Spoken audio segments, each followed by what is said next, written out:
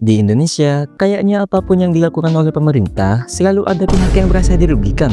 Dari kenaikan harga, kebijakan baru, sampai hal-hal kecil.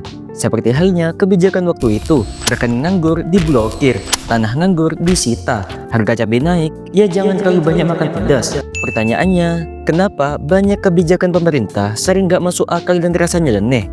Nah, pastikan kalian nonton sampai akhir biar nggak salah paham.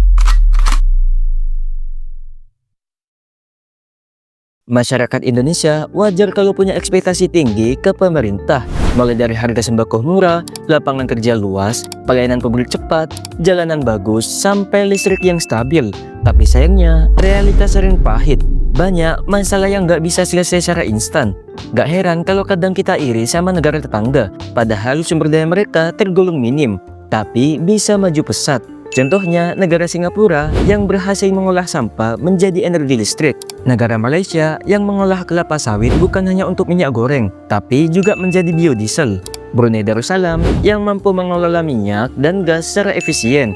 Dan hasil migas tersebut akan diinvestasikan untuk diversifikasi ekonomi.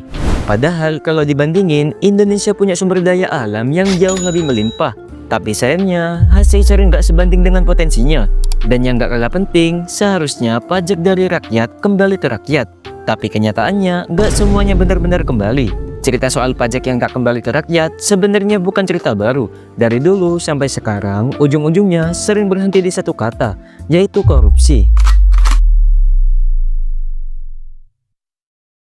Setiap kali ada pejabat yang tertangkap karena kasus korupsi, kepercayaan publik makin runtuh. Rakyat kecil yang taat bayar pajak justru merasa ditipu sekaligus dirugikan. Pertanyaannya, kenapa setiap pelaku korupsi itu tidak pernah jera meskipun sudah diberikan hukuman? Jawabannya, ya karena hukum di negeri ini masih terlalu lunak buat mereka. Denda ringan, masa tahanan bisa dipotong, bahkan ada yang masih hidup mewah di balik jeruji. Ditambah lagi, hukuman yang diberikan kepada mereka nggak setimpal banget dengan kasus-kasusnya. Ya kita ambil contoh dari kasus nenek-nenek yang ngambil 7 batang kayu. Dan akhirnya beliau divonis masa tahanan kurang lebih 1 tahun. Sedangkan ada seseorang yang merugikan negara hingga 300 triliun. Namun dia hanya diberi hukuman pidana selama 6,5 tahun doang.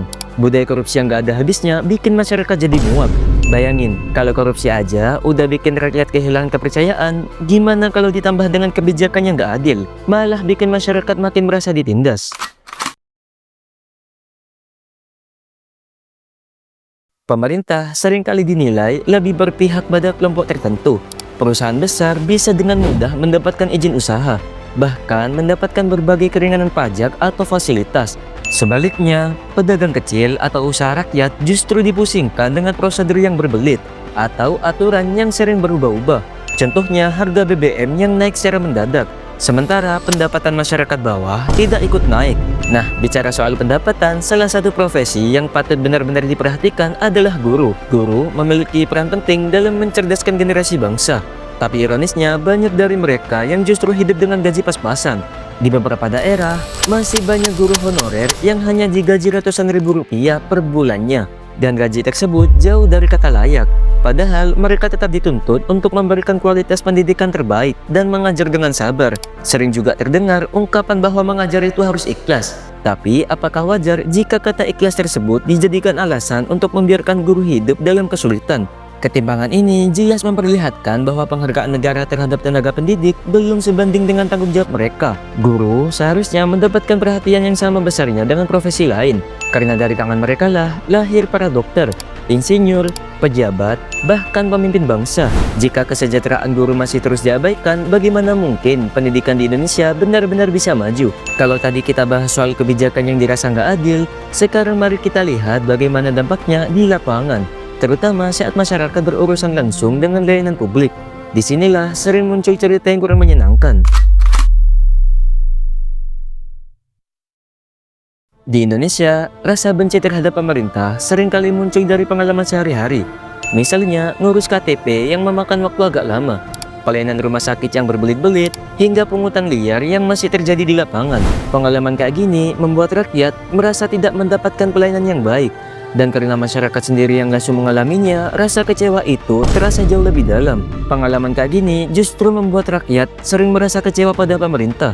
Tapi rasa kecewa itu nggak berhenti di situ aja. melainkan sering dibawa ke ruang publik. Disinilah peran media, terutama media sosial, menjadi wadah bagi masyarakat untuk melakukan kritik sekaligus membentuk opini bersama. Di era media sosial, kebencian ke pemerintah makin gampang tersebar. Berita negatif lebih cepat viral, apalagi kalau ada meme atau video sindiran.